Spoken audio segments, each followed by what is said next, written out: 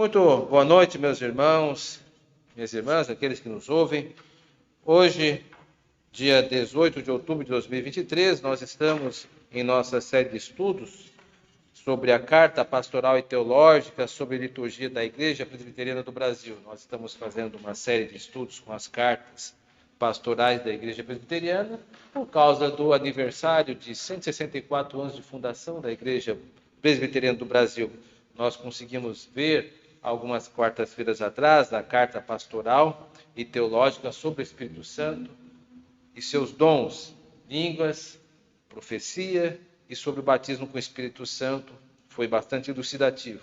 E agora nós estamos em nossa terceira aula sobre a Carta Pastoral Teológica sobre a liturgia da Igreja Presbiteriana do Brasil. Se você não escutou, pode ver as duas postagens que lá estão.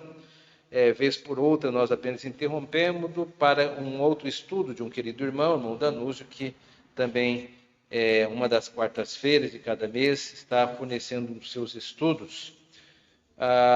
Voltando então ao nosso tema, nós vamos dar continuidade às sessões desta carta. Nós seccionamos ela em algumas partes, então eu vou começar agora com princípios do culto aceitável a Deus. Antes de começar, só avisando que este texto facilmente é encontrado em PDF, na internet, de uma maneira muito tranquila. Você pode baixar com o nome Carta Pastoral e Teológica sobre Liturgia da Igreja Presbiteriana do Brasil, e aí você pode também acompanhar em casa, caso não esteja aqui conosco.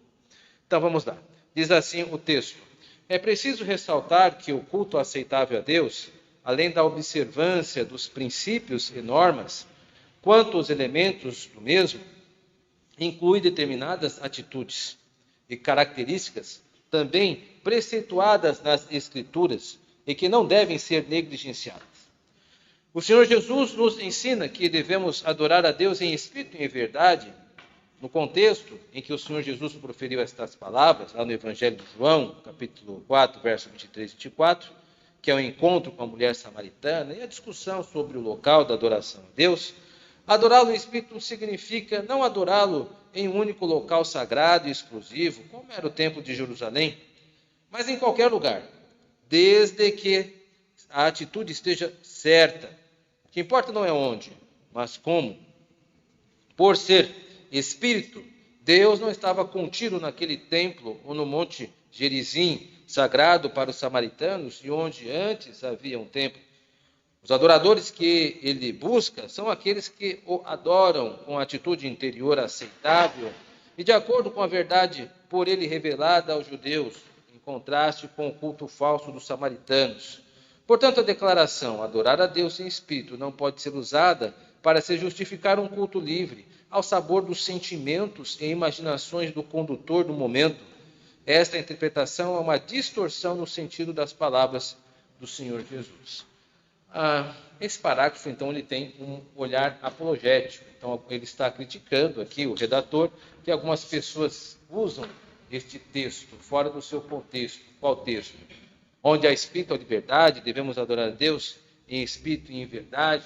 E aí, então, com esse tipo de recorte, usa-se qualquer tipo de expressão, desde ficar pulando no mesmo lugar, ou com uma perna só com as duas, ou qualquer outro tipo de invencionice. Mas ele diz que não, isso não cabe porque o texto ele não se permite isso. Há uma conversa entre duas figuras, Jesus Cristo e a samaritana, e ali está se referindo acerca do local. O que Jesus quer dizer é que não existe mais um local sagrado para os cristãos.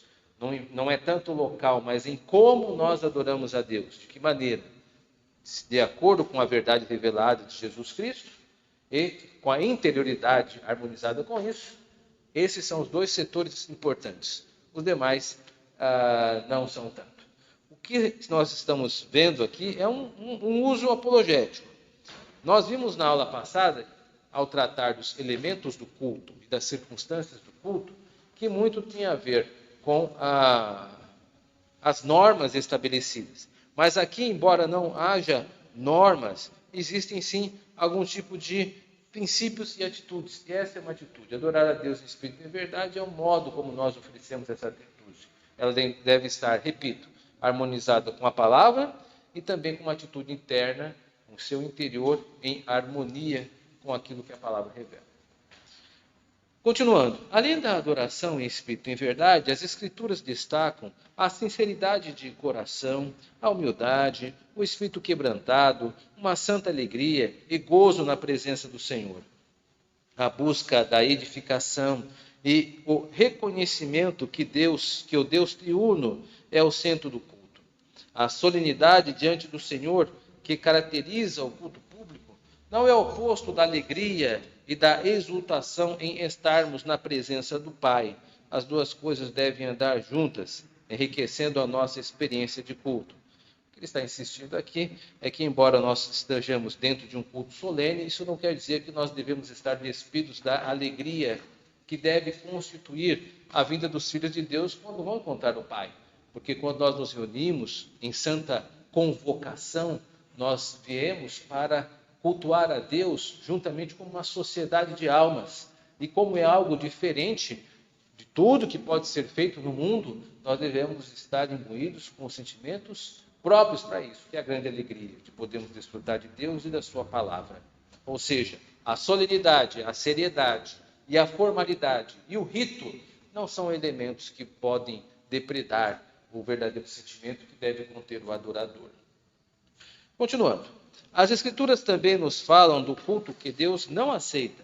Este é marcado não somente pelos acréscimos e invenções humanas, mas pela hipocrisia, está lá em Isaías 1, pela inimizade nos corações dos adoradores, Mateus capítulo 5, verso 23 e 24, pelas divisões internas nas igrejas, lá na Epístola 1 Coríntios, seu capítulo 1 ao 4, e versículo 11 trata disso, e também na carta à Galácia, pela falta de ordem e a falta de inteligibilidade.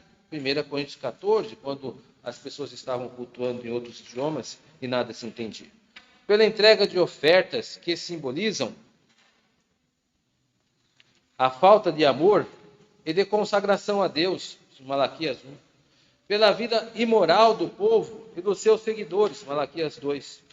E servir o Senhor de maneira displicente. Então, existem várias formas incorretas de servir a Deus. Existe um modus operandi padronizado, que é em espírito e em verdade, e também existe uma forma incorreta, que é todas estas que foram agregadas aqui, e outras mais que com certeza não estão, mas que vão descaracterizando o culto. O culto que não é centrado a Deus, enfim, e é centrado em nossos sentimentos, em nossos méritos, com certeza não é um culto que Deus há de aceitar.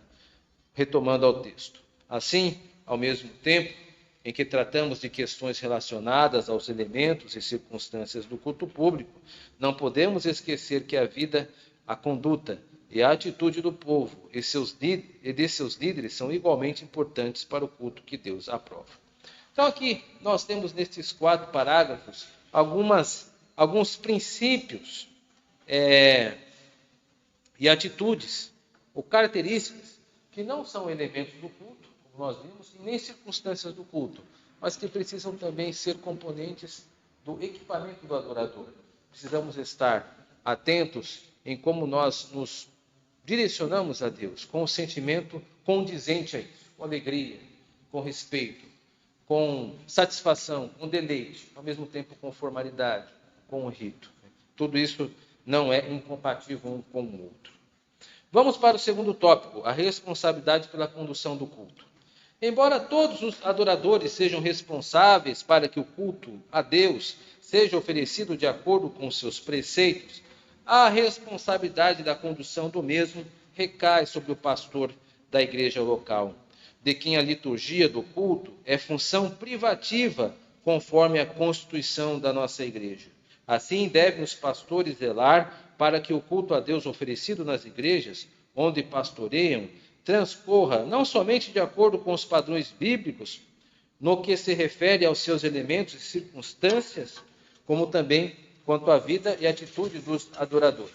Então, o que o texto está dizendo é que é o ministro que deve supervisionar a liturgia. Aliás, quando ele diz isso, ele está repetindo ele está indicando a Constituição no seu artigo, deixe-me encontrar aqui, no seu artigo de número 31 da CIPB, que diz assim: são funções privativas do ministro. E das 4 listadas, a que nos interessa é a linha D, que diz assim: orientar e supervisionar a liturgia da igreja que é pastor. Então, nas igrejas presbiterianas do Brasil, segundo a Constituição e segundo a orientação da própria Comissão Executiva do Supremo Concílio, como nós vemos, é responsabilidade do pastor a liturgia. Então, a liturgia que nós vemos impressa no nosso boletim, quem responde teologicamente por ela é o ministro. É ele que constrói a liturgia. É ele que é responsável pela teologia do culto. Ele estudou para isso. Ele deve isso à igreja. Ele não pode simplesmente achar e colocar algo de uma maneira arbitrária, pelo gosto. Tem que ter uma coerência interna. O membro tem que perceber. Pode-se ver, por exemplo, que geralmente na liturgia estão presentes artigos que eu mesmo prego, ou o ministro vai usar no sermão, porque a ideia é que a liturgia e o sermão sejam expressão de um mesmo ato de culto, e não duas coisas paralelas. É por isso que o ministro precisa cuidar da liturgia. Em algumas igrejas, isso infelizmente não é feito, e com certeza a igreja acaba de alguma maneira sofrendo por isso, porque é inerente ao serviço do ministro que ele cuide da liturgia, que faça a liturgia com zelo, que desempenhe com a maestria que deve ser, uma vez que estudou para isso. Continuando. O ministro não é livre para inventar elementos ou conduzir o culto público em princípios contrários às Escrituras, interpretadas pelos símbolos de fé. Existem várias resoluções emitidas pelo Supremo Concílio e sua comissão executiva que colocam os limites apropriados à função litúrgica do pastor. De acordo com elas, a liturgia é prerrogativa do pastor da igreja local, podendo o presbitério, ao qual a igreja é jurisdicionada, supervisionar os cultos com vistas à conformidade com os padrões de fé da denominação. Isso significa que os presbitérios podem interferir quando a prática cultica das igrejas jurisdicionadas fugir aos padrões e preceitos denominacionais. Da mesma forma, os conselhos das igrejas locais devem zelar juntamente com o pastor para que o culto seja realizado de acordo com esses padrões e preceitos. Então, de que maneira nós devemos cultuar a Deus ou construir a liturgia?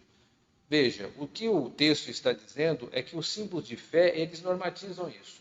Quem já teve a oportunidade de consultar o Catecismo Maior, verá lá que está descrito como, inclusive, se deve orar, para quem se deve orar, quem deve pregar a palavra, como deve ser pregada, como devemos ouvir a palavra pregada. Isso tudo está nas instruções do Catecismo Maior. O que nós vemos na liturgia são aplicações desses princípios que estão presentes ali.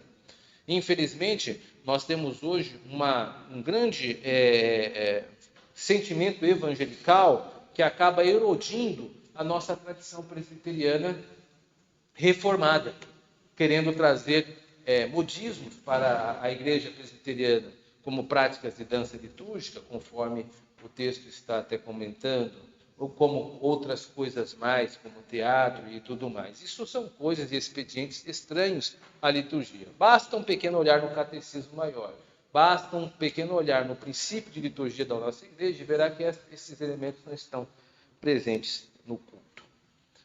Terceiro parágrafo. Diante da seriedade do culto público, a sua natureza e a responsabilidade dos pastores em sua condução, o Supremo Concílio orienta seus ministros a que não abram mão de sua prerrogativa constitucional quanto à liturgia, entregando a elaboração e a condução do culto a outras pessoas, que por mais piedosas e sinceras que sejam, não foram preparadas nem ordenadas para tal, e que, sendo necessária essa delegação, que o pastor elabore e acompanhe a condução do culto, permanecendo responsável final pelo mesmo.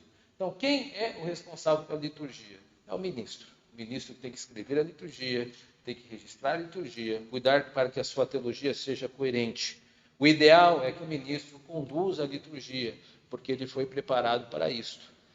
Isto são orientações do Supremo Concílio, a fim de que a igreja ganhe com isso.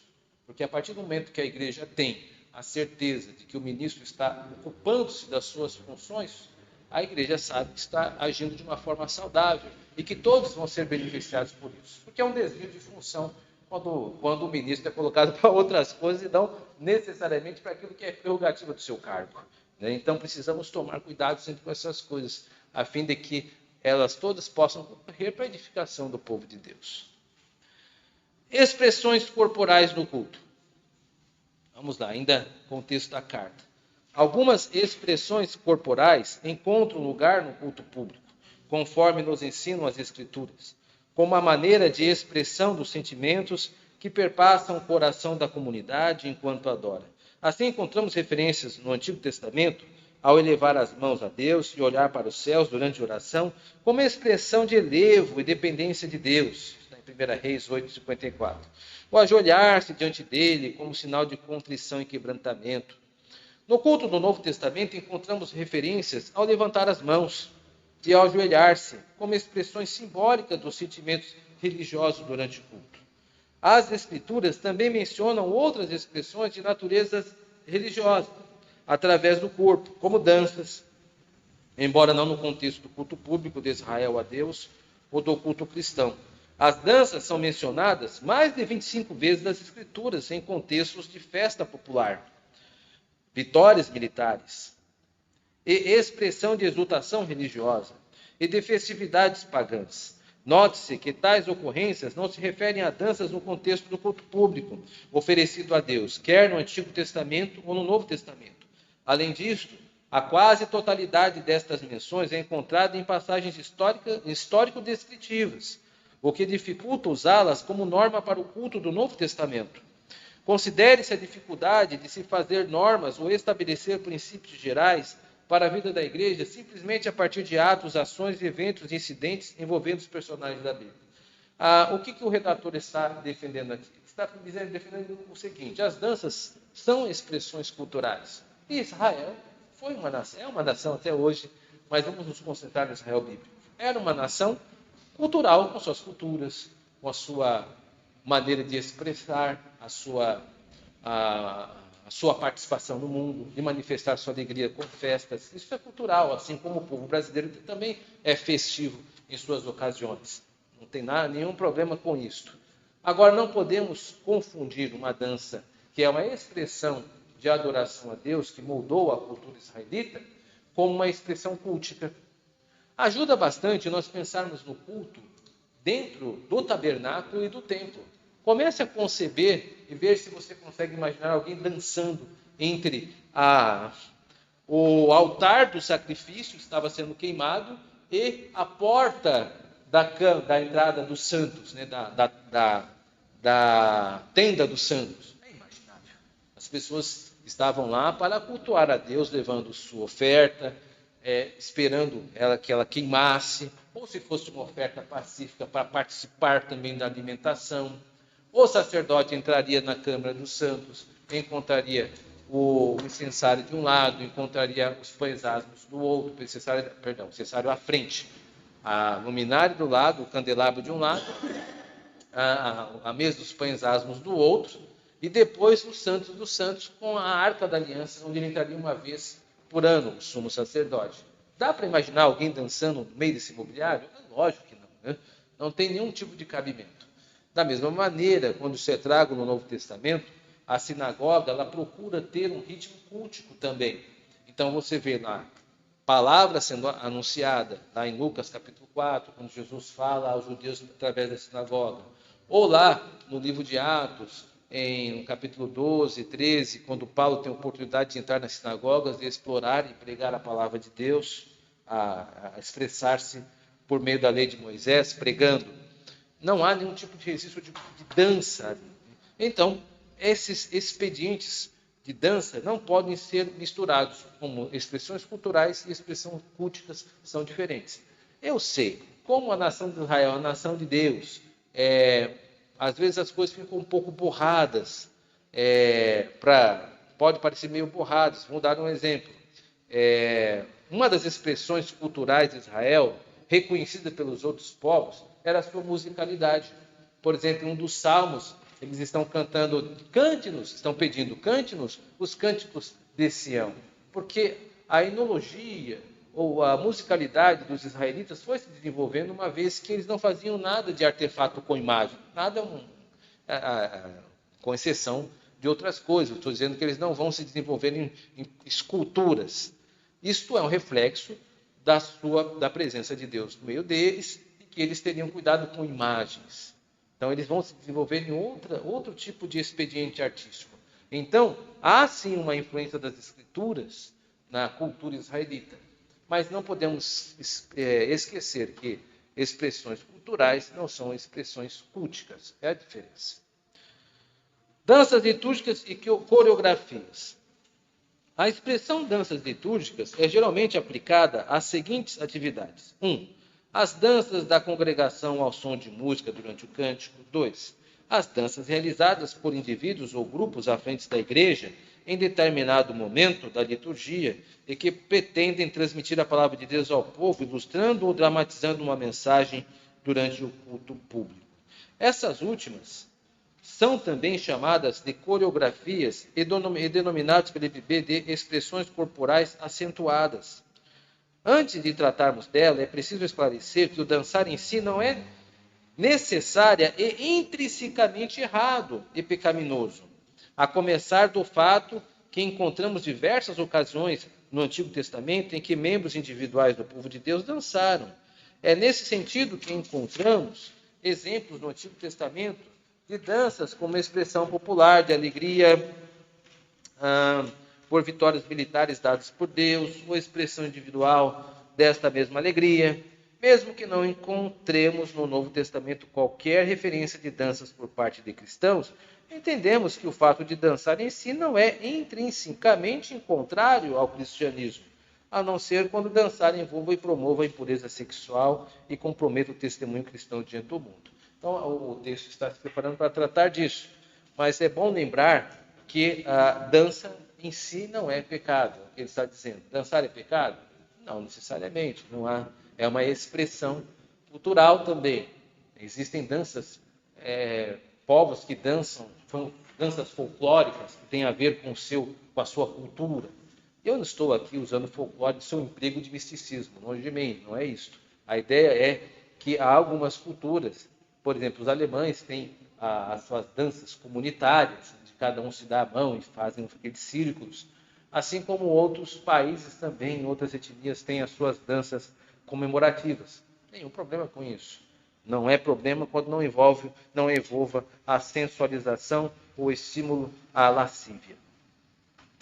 Continuando, no que tange às danças litúrgicas, não é possível demonstrar pelas Escrituras que faziam parte do culto a Deus, quer por período no Antigo Testamento ou do Novo Testamento, e nem que as mesmas são elementos do culto por ele ordenado. As passagens bíblicas geralmente mencionadas para defendê-las, como a dança de Miriam e as danças e a das demais mulheres, a dança de Davi diante da arca, a dança da filha de Jefté, poderiam, no máximo, provar que cristãos individuais podem eventualmente se alegrar com atos salvadores de Deus e espontaneamente dançar de alegria fora do ambiente do culto. A exortação do Salmo 150, abre aspas, louvai a Deus no seu santuário, louvai no firmamento, obra do seu poder, louvai-o com adufes e danças, Salmo 50, verso 1 e 4, tem sido entendida pelos irmãos defensores das danças litúrgicas como prova de que as danças faziam parte do culto oferecido no santuário de Jerusalém. Todavia, um exame mais acurado da passagem revelará que o santuário referido pelo salmista é o firmamento, de acordo com o paralelismo hebraico usado aqui, e não o templo de Jerusalém, ou seja, uma metáfora. Diz assim, louvai a Deus no seu santuário, louvai-o no firmamento, obra do seu poder. Então perceba que o firmamento, ele está fazendo coro com o santuário. Percebe-se que o santuário mencionado na primeira linha do versículo é o firmamento mencionado na segunda linha, do que eu acabei de dizer. Encontramos o mesmo paralelismo no Salmo 11, 4. O Senhor está no seu santo templo, nos céus tem o Senhor o seu trono. Fica evidente que o santo templo que ele fala, de que fala o salmista, são os céus onde Deus tem o seu trono. Outra passagem é o Salmo 102, versículo 20. O Senhor observa do alto do seu santuário, segunda linha, Lá do céu, ele olha para a terra. Aqui encontramos mais uma vez o paralelismo que estabelece que o santuário de onde Deus olha para a terra é o céu de onde ele habita, Ou seja, estas passagens dos Salmos não provam que havia danças no templo de Jerusalém durante os cultos a Deus. Elas simplesmente conclamam toda a criação a adorar o Deus que habita no céu. Assim, tais passagens e as outras acima mencionadas e analisadas não podem servir de base para justificar práticas tais como danças durante o louvor ou por parte da congregação. A existência de um grupo de dança litúrgica para realizar coreografias durante o culto, a criação do dom da dança santa e a organização de ministério de dança litúrgica nas igrejas locais. No caso das expressões corporais realizadas com crianças nos departamentos infantis, consideramos as mesmas como apropriadas para a instrução dos infantes, não devendo, todavia, ser incluídas como parte do culto público oferecido pela igreja. Então, aqui deu para perceber que não tem problema a criança dançar no ambiente da escola dominical, ou pode se apresentar, fazer algum tipo de apresentação que envolva, mas não pode fazer parte do culto, né? Dança litúrgica, não, nem coreografias, nem nada do tipo. As danças litúrgicas e as coreografias não estão incluídas na relação dos elementos de culto citados nos nossos símbolos de fé. Também não se pode incluí-las nos cultos públicos a pretexto de serem meras circunstâncias. As danças não são circunstâncias ligadas à palavra pregada ou cantada, como se fossem uma encenação ou dramatização da mensagem de Deus, visto que não contribuem para que a palavra seja mais bem compreendida pelo povo de Deus e tem a tendência, ao contrário, de obscurecer o seu significado e sua mensagem, desviando o foco e a atenção da comunidade. E, além disso, não encontramos nas Escrituras qualquer orientação para que transmitamos a mensagem de Deus ao seu povo mediante o ato de dançar, como se o mesmo fosse o meio eficaz para tal. Então veja, meus irmãos, irmã, a palavra é o único expediente dado por Deus para que a sua salvação seja comunicada. Dança, com certeza, não é uma delas. Então, o que o autor está dizendo aqui é que a dança, como um elemento marginal da cultura, marginal não de pejorativo, mas estar à margem, não deve ser traga ao centro do culto, de forma alguma. Como expressão de cultura, ok, mas como elemento de culto ou circunstância de culto, não, elemento muito menos. Na realidade, os reformadores aboliram do culto público as dramatizações dos mistérios que eram populares durante a Idade Média, considerando que não existe um meio mais eficaz para se transmitir a palavra do que a entrega da mesma mediante a pregação do ensino.